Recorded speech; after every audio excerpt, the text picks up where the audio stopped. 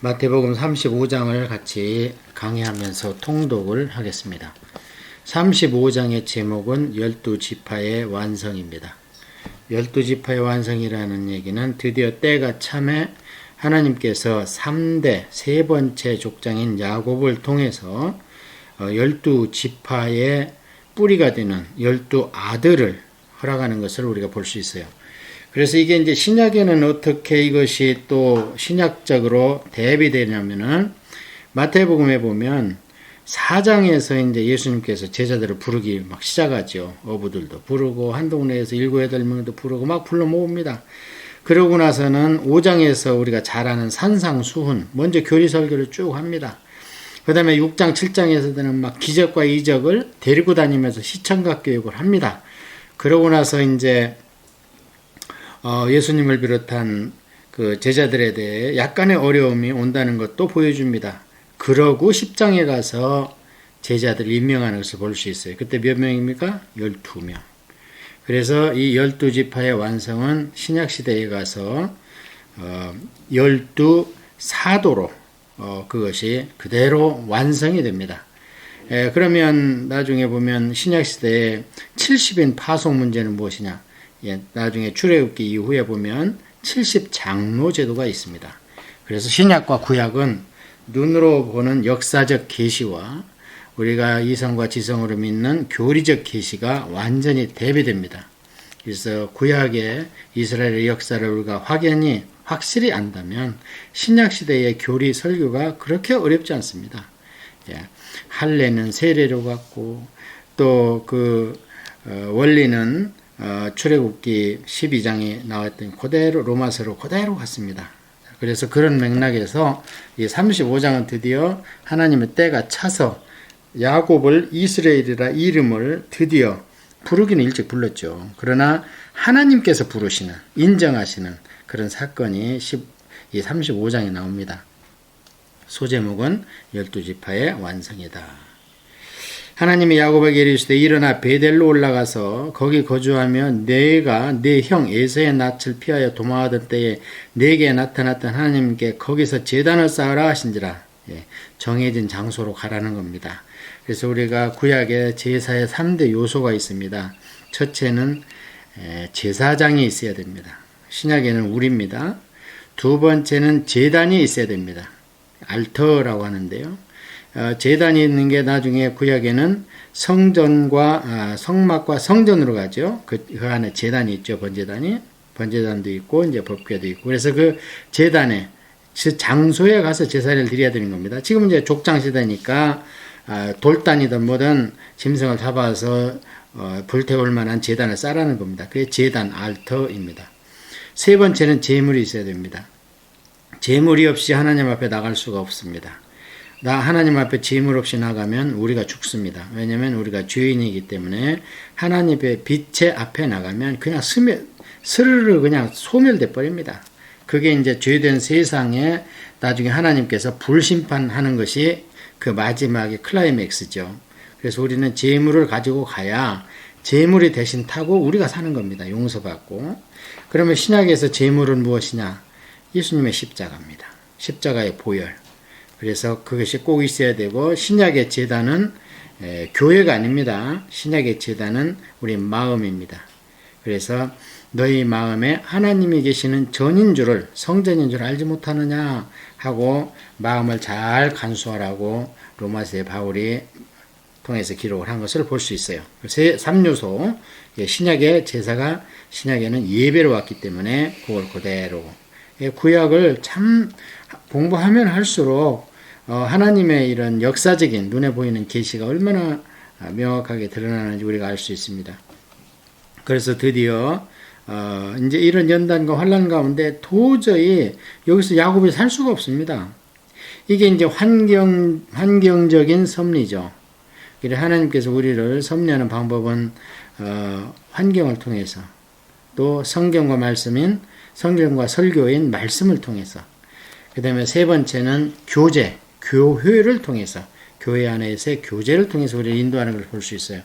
그래서 하나님이 드디어 말씀을 인도를 합니다. 할 수 없이 이제 환경이 그렇게 쌓이니까 피할 수가 없습니다. 우리가 그런 간증을 많이 듣습니다. 주의 종으로 부름을 받으면요. 한번 하나님께서 딱 찍으면요. 그 길을 가는 게 마음이 편합니다. 안 가려고 사업하다가 막 도산하고 어려움 당하고 그러다가 할 수 없이 늦음하게 신학교 가서 공부하고 목사 안수 받은 사람들의 간증을 들어보면요. 끝끝내 할 수 없이 그렇게 가는 것을 볼 수 있습니다.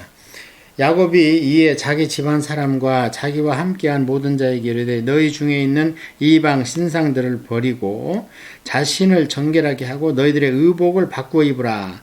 드디어 하나님 앞에 나갈 때 이게 이제 신약에는 회개인데요. 어떻게 하냐면 여기에 지금 회개하는 동사가 세 가지 나옵니다. 이제 눈으로 보이는 겁니다. 이거는. 그래서 너희 중에 이방 신상을 버려라. 그 다음에 자신을 정결하게 하라. 그 다음에 옷을 바꿔 입어라. 이 세 가지입니다. 그런데 이게 원어적 의미로 동사를 보면은요, 다른 것은 하나님이 해준다는 얘기가 많이 있어요. 그런데 이것은 스스로 하라는 제규동사를 썼습니다. 그러니까 우리가 통상 성령님 저희에게 회개의 영을 부어 주시옵소서 하고 힘있게 기도를 합니다. 근데 회개가 안 됩니다. 왜 그렇습니까? 회개는 우리가 하는 겁니다.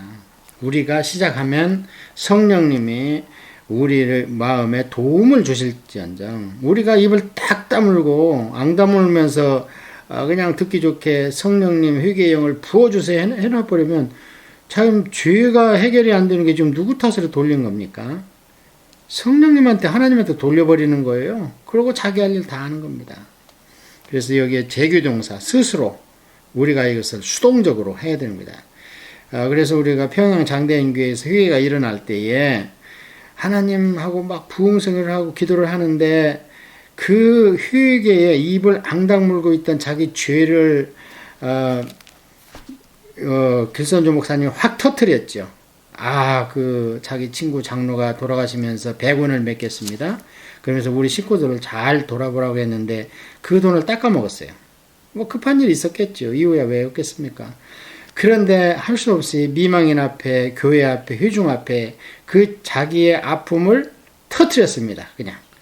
내가 이런 잘못이 있습니다. 내가 여러분한테 장로님 소리를 듣고 이렇게 거룩한 척 하지만 나는 돈을, 친구의 그 죽어가면서 남긴 돈을 떼어먹었습니다 하고 그게 터뜨리니까 여기저기서 이제 막 다 용기를 내서 터뜨리기 시작한 게 장대인 교회의 부흥, 아시아의 큰 획기적인 사건이죠.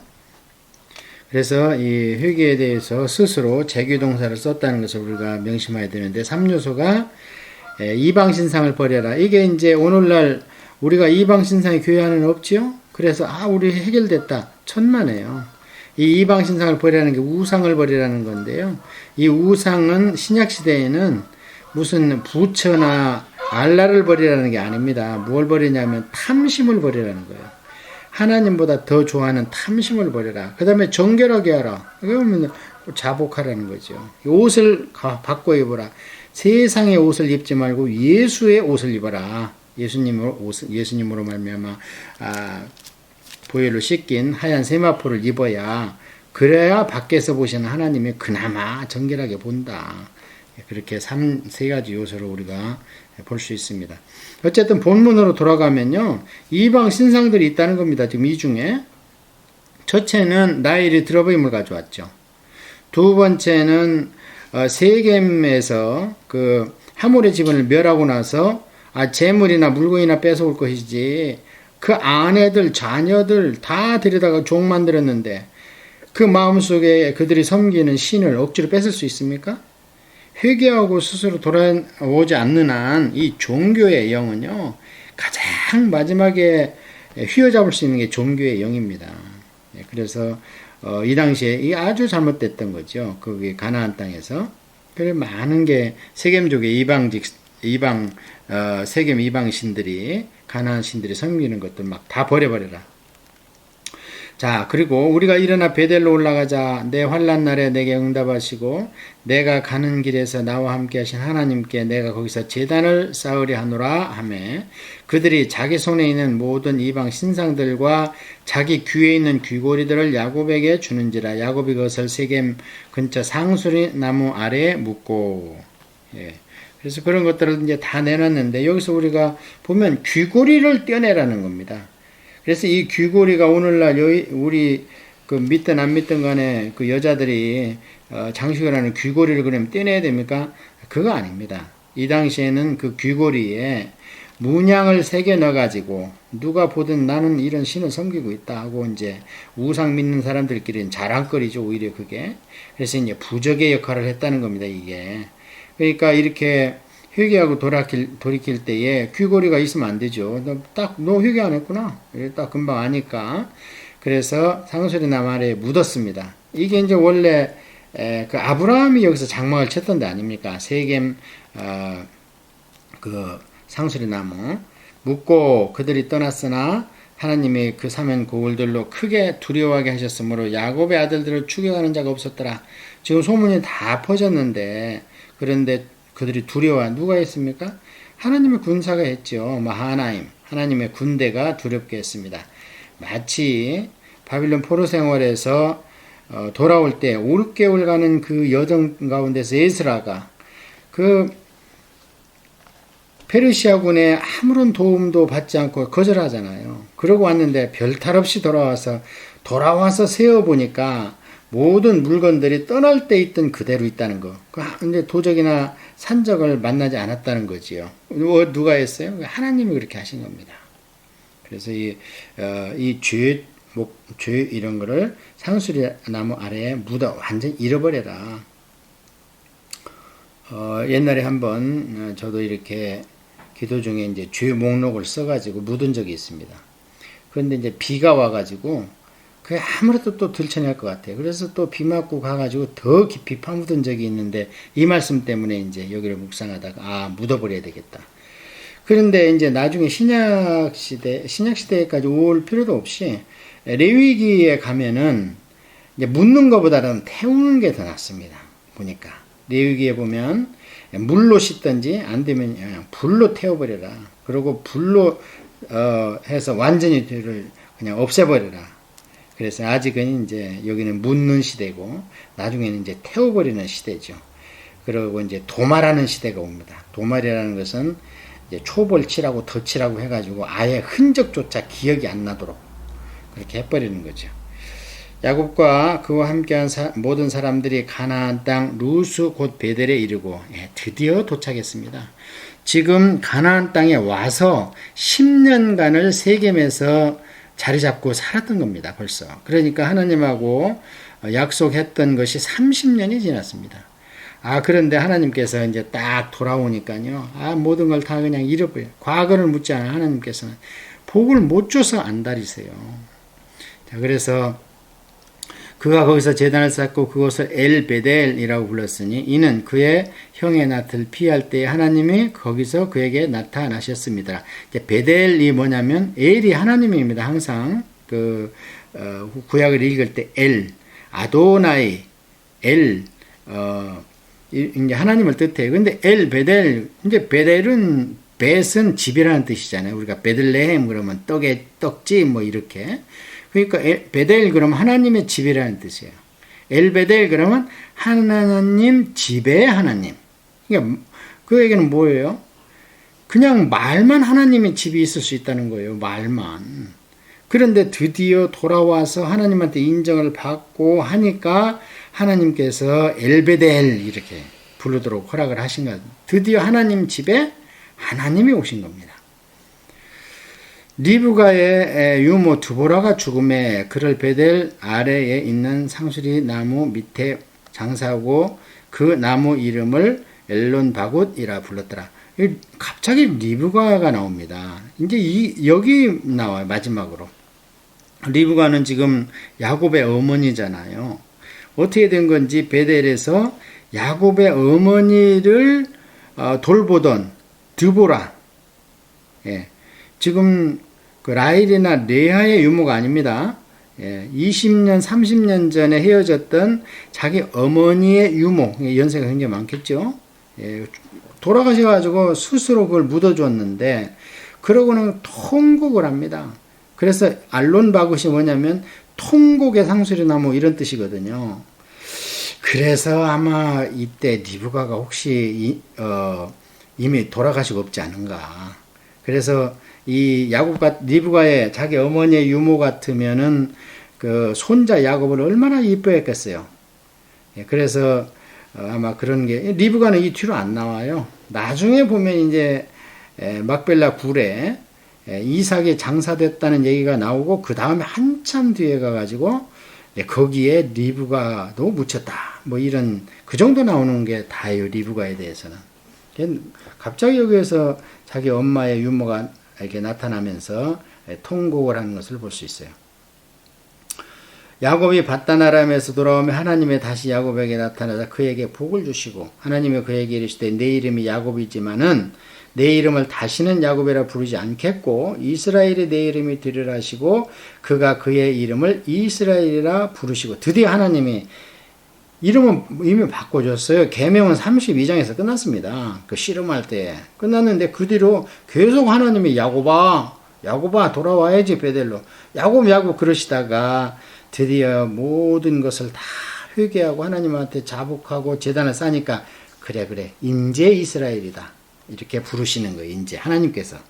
그래서 정식으로 이스라엘로 임명되는 것은 35장입니다. 계명은 32장에서 일어났고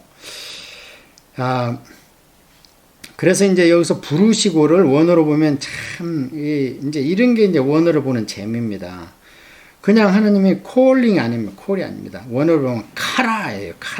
카라는 뭐냐면 다른 곳에서는 고함치다, 크게 소리치다 이런 뜻이거든요. 그러니까 하나님께서 이스라엘아 하고 그냥 환호성을 부르신 겁니다. 드디어 네가 합격했구나 이렇게.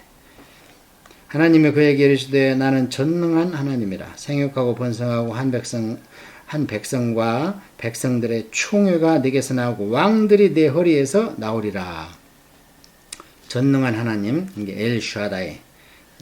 어떤 교회는 이제 찬양대 이름이 엘샤다이죠. 전능한 하나님. 그래서 이 허리에서 왕들이 나온다. 그래서 복수를 써놨어요. 그런데 이제 이 왕들이 나온다고 그래가지고 이게 무슨 유다 왕조, 이스라엘 왕조 이렇게 두 왕조를 얘기하는 게 아니고 이 복수를 쓴 이유는 육적 왕도 내 후손이고 영적 왕도 육신으로는 내 후손입니다. 대표적으로 육적 왕이 유다입니다. 대표적으로가 아니라 그 다음에 영적 왕은 예수님이죠. 예수님도 이 유다족에서 나왔기 때문에 그래서 참 그 이름을 이스라엘로 바꿀 수밖에 없는 야곱이 아니라 이 야곱은 뭐예요? 뒤꿈치를 잡는 자 이렇게 하기 때문에 안 되고 이스라엘은 그러면 무슨 뜻인가? 이스라엘이 끝까지 싸우다 이스라가 끝까지 싸우다 끈질기게 싸우다 이런 뜻이에요. 엘은 하나님이고 그래서 하나님과 끝까지 끈질기게 싸워서 환도뼈가 절리도록 그래서 이스라엘이다. 그래야 이제 거기에서 유다 왕도 나오고 온 우주의 주인이신 예수님이 나오는 그런 영광. 이스라엘이라 바꿀 수밖에 없습니다. 이름을. 그래서 이제 아브라함과 이삭에게 하셨던 이제 승계 계속 언약이 승계되는 12절에 이미 이제 아브라함과 이삭한테 준다 그랬잖아요. 가나안 땅을. 이런 말씀 때문에 이스라엘 민족이 출애굽이나 이런 그 민수기나 신명기를 보면 말도 참 안 들어요. 더럽게 안 들어. 합격을 못 해요. 그런데도 불구하고 주리라고 하신 말씀, 이 약속 때문에 그냥 40년이 차니까 할 수 없이 끌고 들어가요. 그래서 하나님 말씀을 받는 것이 참 중요한 거지요. 여기서 주리라 했다 그래서 하나님께서 그건 뭐 전능하시니까 7개 가나안 족속, 10개 가나안 족속들 전멸하라 하면 전멸하죠. 그러면 이스라엘 민족은 공짜로 얻을 수 있잖아요. 그런데 어떻습니까? 우리가 여호수아서나 민수기 이 짝을 쭉 보면요, 이스라엘도 혹독한 대가를 치릅니다. 예. 그 꼭 적군하고 싸워서 전사하는 것도 있겠지만 그것보다는 하나님의 연단 과정에서 광야에서 하루에 100명씩 죽어나가요. 예, 40년 동안 그 200만이니까. 예, 그래서 이렇게 하나님께서 주리라 하신 것은 공짜로 주리라 그거 없습니다. 공짜로 주는 것은요, 우리의 구원밖에 없어요. 우리의 성화는 반드시 대가를 치러야 됩니다. 그러면은 뭐 이방인들이나 다른 사람과 우리 믿는 사람이 별로 차이가 없다. 아니죠. 우리는 판정을 받고 싸우는 겁니다. 주리라는 약속을 받고 싸우는 거예요. 그런데 그 육신에 속한 사람들은 싸우면 둘 중에 하나는 죽고 싸운 것도 억울하지만 죽음까지 당하잖아요. 그런데 우리 크리스찬들은 싸우면 이기는 그런 결론을 가지고 한다. 왜? 하나님께서 주리라 했기 때문에. 하나님이 그와 말씀하시는 것에서 그를 떠나 올라가시는지라. 지금 대낮이거든요, 이때가. 전에는 그냥 그 바다나름으로 갈 때, 도망칠 때는 하나님이 꿈에 보여줬거든요. 사닥다리도 꿈에 보여주고, 그 다음에 삼촌 라반의 집에서 나올 때도 꿈에 보여주고 그랬는데, 드디어 이스라엘이라는 이름을 받은 뒤에는, 합격한 뒤에는요, 눈에 보이게 그를 떠나 올라가시는지라. 똑같죠. 예수님이 승천하실 때 뭐 구태여 그럴 필요가 없는데 육신에 속한 우리들한테 확신을 주기 위해서 구름 타고 올라가는 모습을 보여주시는 거예요. 야곱이 하나님이 자기와 말씀하시던 곳에 기둥 곧 돌기둥을 세우고 그 위에 전제물을 붓고 또 그 위에 기름을 붓고 하나님이 자기와 말씀하시던 곳의 이름을 베델이라 불렀더라. 전에도 불렀죠. 자, 그래서 이제 여기까지 해서 드디어 이제 복받는 야곱. 그래서 야곱이 이스라엘이 되면서 드디어 이제 2일 후로 이제 12지파가 완성됩니다. 아직은 12지파 안 됩니다. 왜요? 베냐민이 아직 안 태어났어요. 11명입니다. 지금 이제 여기에서 베냐민이 태어나요. 그들이 베델에서 길을 떠나 에브랏에 이르기까지 얼마간 거리를 둔 곳에서 라헬이 해산하게 되어 심히 고생하며 그가 난산할 즈음에 산파가 그에게 이르되 두려워하지 마라 지금 내가 또 등남하느니라 하매. 그러면 이제 베델에 머물러야 되는데 왜 또 에브라스로 이렇게 떠나가는가? 이거 잘못된 게 아닙니다. 베델은 하나님과 약속했던 곳이에요. 여기에 돌단을 따서 하나님의 물질을 많이 주면 제가 11조도 드리고 여기에다가 단을 쌓겠습니다. 약속했잖아요. 그 약속을 받았으니까 지금부터는 이스라엘이 가는 곳에서 제 첫 번째 인정한 제단이고 이거 여기 베델은 이제는 가면 됩니다. 왜요? 목표는 가나안입니다. 원래. 물론 이제 이 뒤에 후손들이 애굽에 들어가서 200만의 인구로 풍성하게 큰 뒤에 가나안을 정복하지만 그러나 지금 이 족장 시대에도 가나안 땅을 가서 먼저 답사하고 그 약속의 땅이기 때문에 그래서 가는 곳에서 제단을 쌓으면 되는 겁니다. 이제 자 그래서 그가 또 등남하느니라 하매 이제 라헬이 베냐민을 낳는 순간인데요. 그가 죽게 되어 그의 혼이 떠나려 할 때에 아들의 이름을 베노니라 불렀으나 그의 아버지는 그를 베냐민이라 불렀더라. 그러니까 베노니 이것은 무슨 얘기냐면 슬픔의 아들이다. 왜냐하면은 지금 엄마가 얼굴도 못 보고 아들 낳고 죽거든요. 산고로 인해서 죽습니다. 그러니까 얼마나 야곱의 마음이 그것도 가장 사랑하는 라헬인데 그러니까 아주 슬퍼합니다. 그런데 드디어 이스라엘이 된 야곱은 그런 사소한 일에 우리는 가서 나중에 만나면 된다. 그런데 이제 마지막 12 완전수를 채우는 이 기쁨이 우리한테 있지 않느냐. 그래서 힘의 아들, 능력의 아들, 베냐민 이렇게 바꿉니다. 그래서 어떤 분들 성경에는 이게 주석에 달려 있어요. 밑에 슬픔의 아들이다. 그랬다가 나중에 큰 손에 또는 오른손의 아들이다. 그게 능력이죠. 힘이죠. 그렇게 해서 12지파가 힘있게 완성이 되는데 한 사람은 죽고 한 사람은 태어나고 이 라헬은 참 야곱한테 사랑은 받았지만 끝까지 그 우상을 버리지를 못해가지고 만약에 제 생각이 그래요.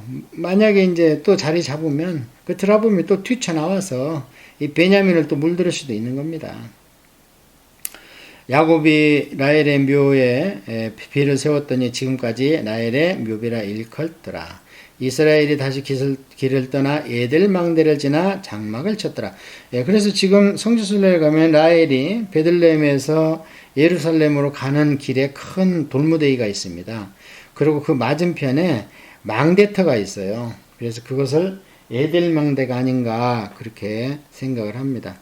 이스라엘이 그 땅에 거주할 때에 르우벤이 가서 그 아버지 첫 비라와 동침함에 이스라엘이 이를 들었더라. 그러고 이제 야곱이 어떻게 했다는 말이 없어요. 자, 이런 게 이제 우리의 성경의 수수께끼입니다. 예를 들어서 잘못은 아브라함이 했는데 바로왕이 아들을 맞습니다. 예. 그리고 또 누굽니까? 이삭도 마찬가지고요.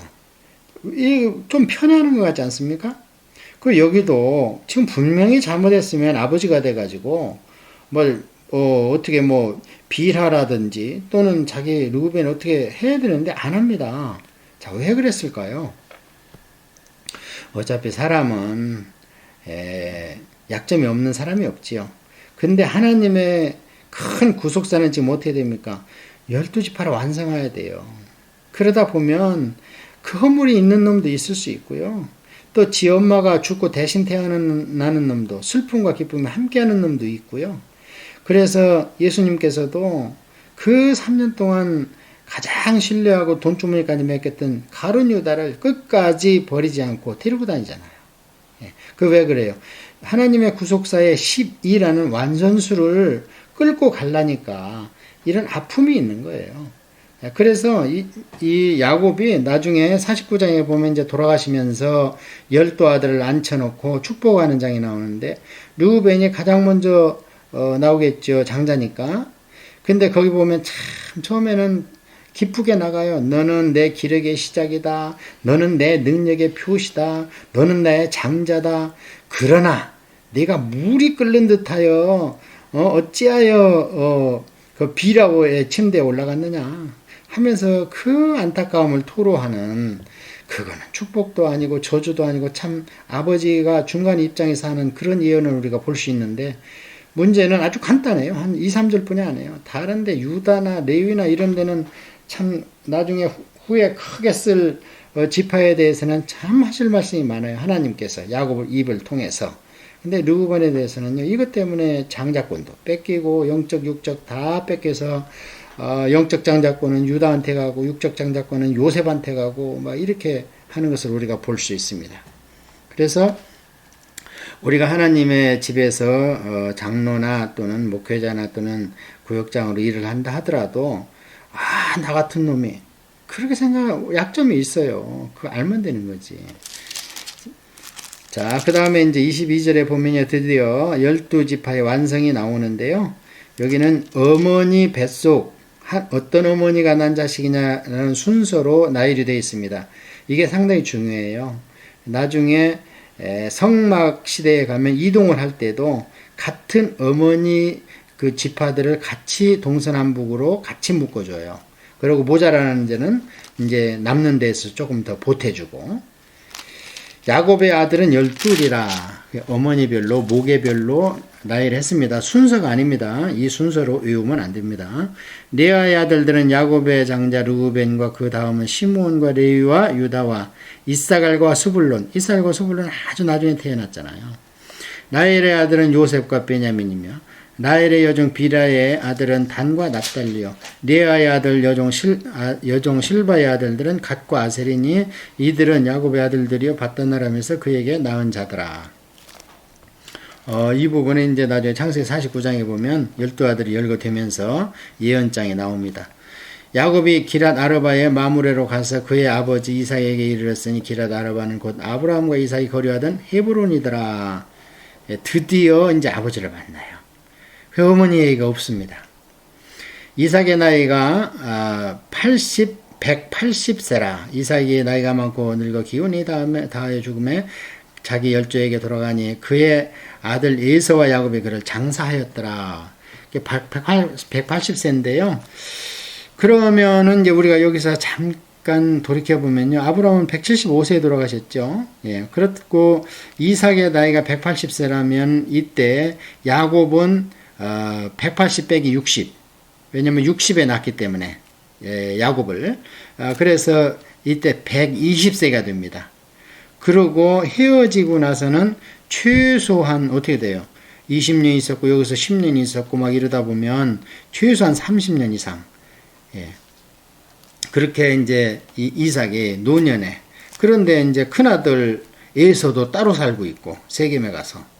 그런 것을 세일에 가서 세일. 그래서 우리가 그런 걸 볼 때에 이삭이 그렇게 우리는 굉장히 막 그 농사를 지어 100배의 축복을 얻었더라 이렇게 해가지고 이삭이 굉장히 영화로운 삶을 사는 것 같은데 성경을 좀 자세히 보면요 그렇지 않습니다. 좀 측은하다는 생각이 들 정도로 홀로 눈도 안 보이는 상태로 장수를 한 것을 우리가 볼 수 있습니다. 이게 어쨌든 하나님이 이 땅에서 육신에 주는 복은요 아브람 때나 이삭 때나 보면 나이가 많고 늙어 기운이 다하여 죽어 열조에게 돌아간다. 이게 아주 관용구처럼 써 있습니다. 이게 육신의 구원입니다. 그러니까 병들지 않고 육신의 어떤 불구나 뭐 이렇게 병들지 않고 수대로 다 살다가 죽어 열조에게 돌아가는 그렇게 우리가 볼 수 있습니다. 자, 어쨌든 35장에서는 우리가 중요한 것은 12지파의 완성이요. 이게 신약에는 마태복음 10장에 12사도의 완성과 아주 대조되는 구절이다.